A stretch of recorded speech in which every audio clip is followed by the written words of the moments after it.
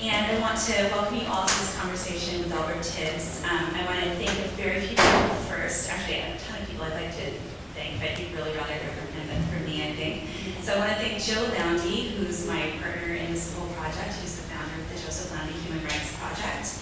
We basically rotate between several interrelated human rights issues. And basically the idea is that we engage, or we give undergrads the opportunity to engage in a variety of ways of studying a given social justice issue. So they not only study it both here in Chicago, and then we go abroad over the course of the fall semester during Thanksgiving break to study it abroad, but we also give them the opportunity to be engaged in various kinds of real-world policy work on the issue. So this semester, some of my students are working on the New Chicago Innocence Project on cases of alleged wrongful conviction with David Protus, and some of them are working on a campaign for a state's attorney, and we give people the opportunity to take the research that they're doing and actually apply it in the real world.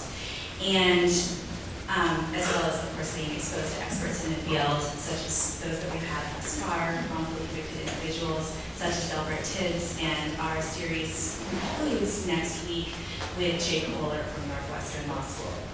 I want to also thank the Department of Psychology, especially my co-organizer Sherry Berkowitz and the Department Chair Jim Choka.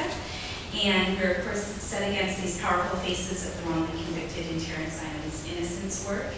And also I wanted to thank the College of Arts and Sciences, Laura Janata in Public Relations and Tom Cara in Public Relations, and of course Julie Rowan and Lynn Weiner in the Dean's Office, and then finally the Justice Council of the Center on Wrongful Convictions at Northwestern University Law School. And now my colleague Sherry Berkowitz will introduce the speaker.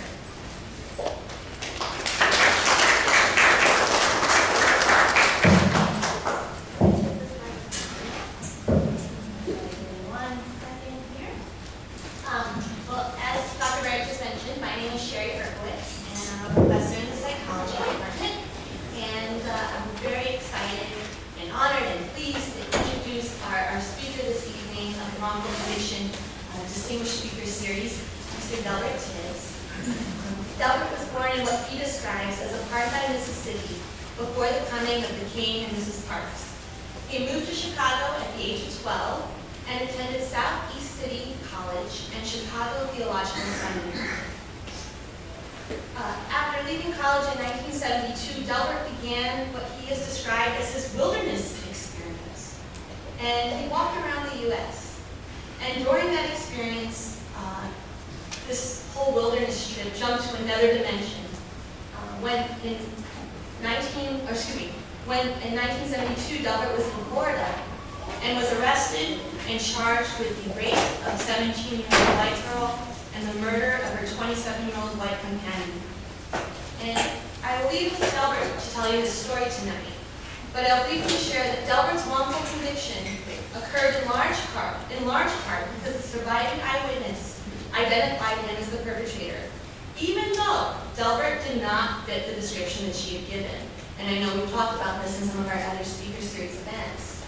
Now, based on her identification, Delbert was put on trial for the crime, and at the trial, the prosecution sponsored the testimony of a jailhouse informant who claimed that Delbert had admitted to the crime. It was later learned that this jailhouse informant, this snitch, had fabricated this testimony because he was looking for leniency in his own rape case. But nonetheless, this was not known at trial. Delbert was convicted. And in 1974, an all-white jury convicted Delbert then of the rape and murder, and he was sentenced to death.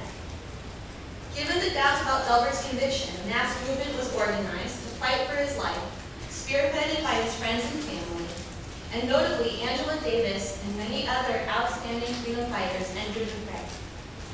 In 1976, the Florida Supreme Court reversed and remanded the case, holding that the evidence did not support the verdict, and Delbert was released in January of 1977.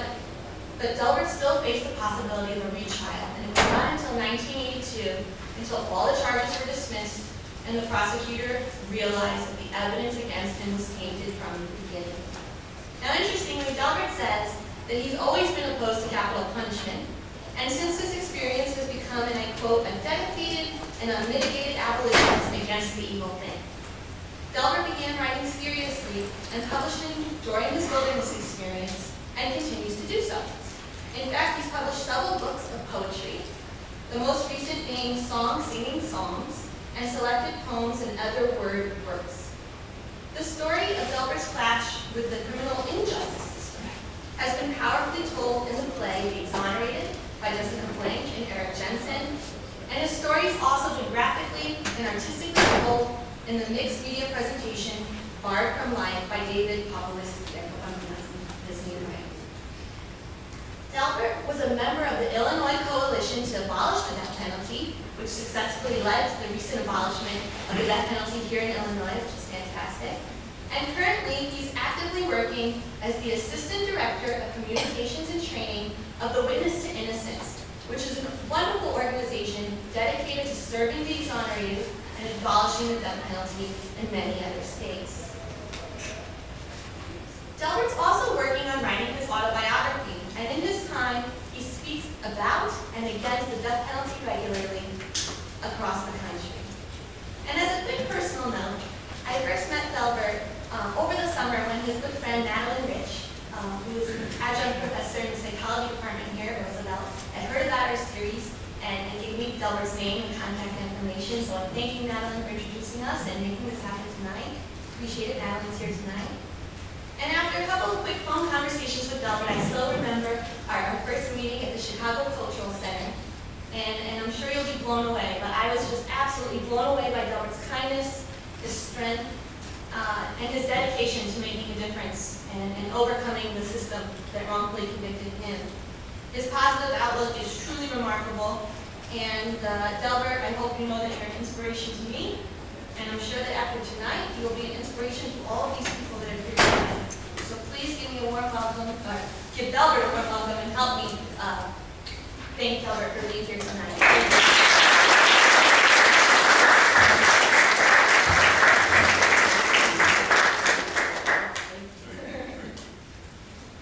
Thank you, sir. And thank you, Ms. Barrett. And thank all of you for coming out to hear some stuff when we could be doing something else. I'm working with several handicaps here.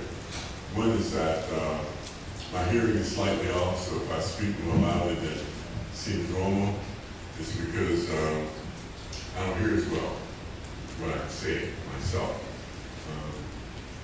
I will begin this by reading you a poem, usually when I don't know anything else to do. Or when something significant happens, I will write a poem. Sometimes they're pretty good, and sometimes they're just so-so. But I wrote this one when the Illinois legislative body and senatorial body decided that it was time to abolish the death penalty in Illinois.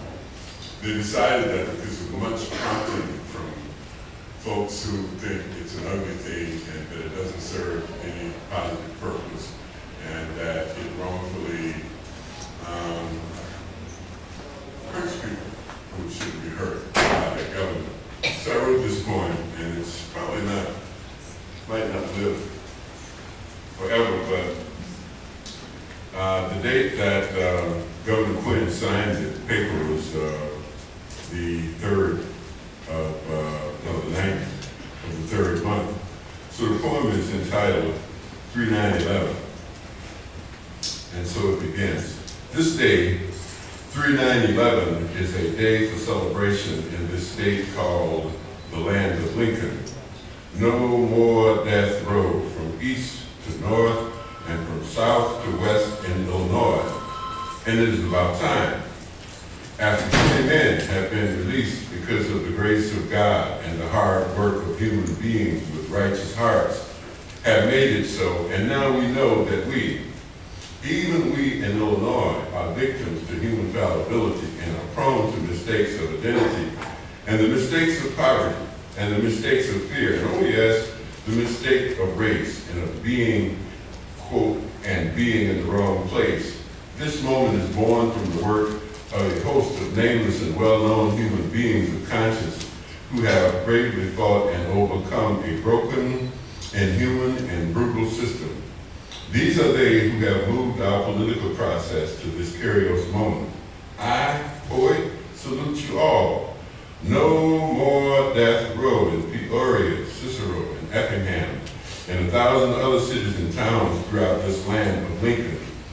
Because Governor Quinn signed the bill that State Senator Kwame Raoul pushed up the hill of the Illinois Senate, and Representative Karen Yarborough battled for and shepherded through the House of Representatives.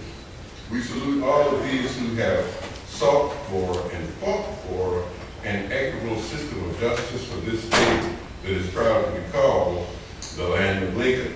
No more death row, Chicago and Rantoul and Rockford, and it is about time. We have become a more integral member of what we like to call the civilized world, and it is indeed about time. Hail and congratulations to murder victims' families for reconciliation, and the Illinois Coalition to abolish, and the campaign ended.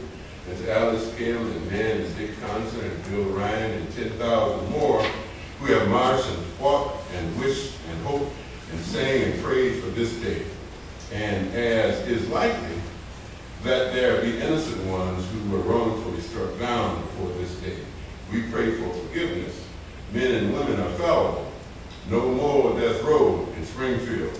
The governor has signed his name to the bill from the people, and it is law. This is a good day here in Illinois. So yeah, that's how I commemorated that.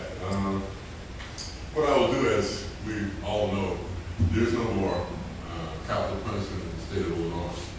So I don't have to inveigh against that as I've done for the last 30-some years here in this state. Because this is my home state. I wasn't on death row in Illinois. I was on death row in Florida. But somehow all death rows are pretty much the same. And they do the same things, and they're also prone to the same kinds of error, which is to say, often people who are there have absolutely no reason to be there if you're going to who's guilty, who's not, and so forth. Often the people who are there wouldn't be there if they looked some other way or if they had resources that other people might have, and so forth. So what I will do is I will give you a narrative of what happened to me, and I will give you something of my history and sociology that put me there. My friend Sherry teaches a class here at Roosevelt. I believe that's what it's called. The class is called Mistaken Identity or Issues